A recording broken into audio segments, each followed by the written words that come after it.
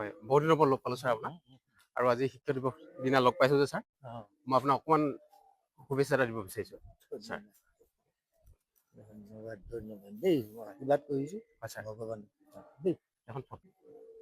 আৰু তোমালোকক লগতে এটাই কৈছোঁ, সদায় গুৰুসকলৰ প্ৰতি নিষ্ঠাৱানভাৱে ভাৱ ৰাখি তেওঁলোকৰ পৰা জ্ঞান আহৰণৰ কাৰণে সদায় চেষ্টা কৰিবা।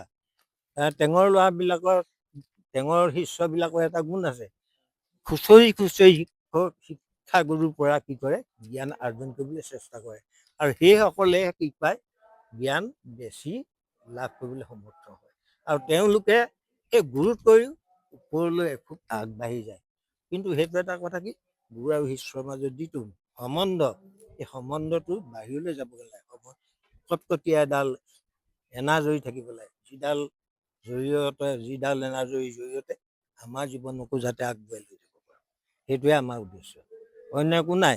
আমি নিজকে আদৰ্শৱান এজন মানুহ হিচাপে নিজক গঢ়িবলৈ হ'লে প্ৰকৃত যিটো আমাৰ শিক্ষা বিদ্যা সেইটো আহৰণ কৰিব দেই। ছাৰ আপুনি সুস্থ থাকক ছাৰ।